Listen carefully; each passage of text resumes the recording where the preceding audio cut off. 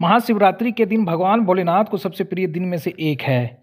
इसी दिन भगवान भोलेनाथ और माता पार्वती का विवाह भी संपन्न हुआ था। इस साल महाशिवरात्रि का व्रत 8 मार्च को रखा जाएगा।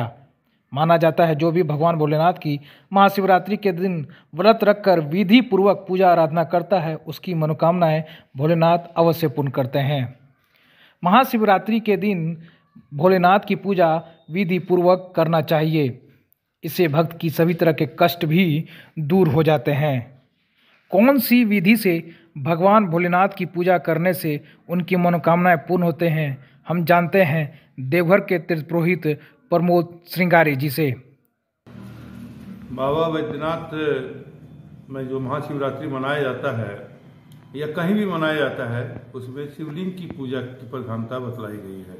और शिवलिंग की पूजा की प्रधानता बतलाई गई है, इसमें 3 बातें मुख्य रहती हैं। किसी भी जगह अगर आप पूजा कर रहे हैं, अगर बाबा बैद्यनाथ में भी कर रहे हैं तो 3 विधि बतलाई गई है। एक व्रत है, एक पूजा है और एक जागरण है। शिवरात्रि में 3 चीज़ें प्रमुख होती हैं। व्रत किया जाता है, जागरण किया जाता है और उनकी पूजा की जाती है। तो पूजा कई प्रकार के होते हैं, पंचोपचार होते हैं, षोडशोपचार होते हैं, राजोपचार होते हैं, अनेक तरह की पूजाएं की जाती हैं और सबका अपना अपना महत्व भी है। तो इसमें जो है सबसे बड़ी चीज़ है, जो आप सवेरे से सूर्योदय से लेके रात्रि पर्यंत जागरण करते हैं और शिव का नाम ही लेते हैं। जिस विधि से आप पूजा कर रहे हैं उसमें जैसे पंचोपचार पूजा है तो गंध पुष्प धूप दीप यथा भाग निवेद्य, जो आप पूजा करेंगे गंध बोलते हैं चंदन आदि को, और ये अबीर गुलाल ये सभी गंध हुए।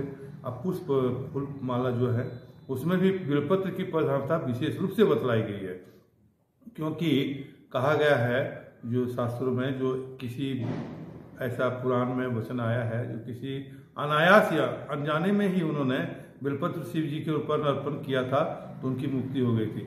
इसलिए यह पूजा जो है 2 काम के लिए, एक काम्य पूजा भी है और एक जो है सो शिवलिंग की पूजा करनी ही चाहिए, इस भाव से निष्काम भी किया जाता है। तो कामना सिद्धि के लिए भी की जाती है। आप कोई कामना अगर मन में लिए हैं, सबसे बड़े कामना होती है मनुष्य का मोक्ष, धर्म अर्थ काम मोक्ष चतुर्विध पुरुषार्थ में ये आते हैं। तो ऐसे भी सिद्धि है उनकी, और नहीं जानते हैं, नहीं मांग के कर रहे हैं तो भी आपकी पूजा सफल मानी जाती है। तो इसमें विधान जो है सो पंचोपचार में आप कर सकते हैं। षोडशोपचार में जाएंगे तो पाद्य अर्घ्य आचमनीय स्नानीय वस्त्र यज्ञोपवीत आभूषण, उसके बाद फिर जो है सो ये गंध पुष्प धूप दीप पुष्पमाला, उसके बाद जो है सो उनका भोग नैवेद्य, इस तरह से विस्तार से भी पूजा की जाती है। नहीं तो नमः शिवाय का जप ही करें और उस दिन जरूर शिवलिंग की पूजा करनी चाहिए। अगर आपको संभव नहीं हो सब जगह ज्योतिर्लिंग जाने का, तो जहाँ भी शिवलिंग मिले वहाँ पूजा करें। जो भी ऋतु फल मिले, फल पुष्प धूप दीप पत्र पुष्पम लेके उनके पास जाना चाहिए। और पूजा विधान तो बहुत है, लेकिन रात्रि भर जागरण, देवघर में तो विशेष प्रथा है जो रात्रि जागरण किया जाता है। अगर अब रात्रि जागरण करेंगे तो पूजा ही होगी। और अनेक प्रहर की पूजा की जाती है, 4 प्रहर में, प्रदोष काल में, निशित में।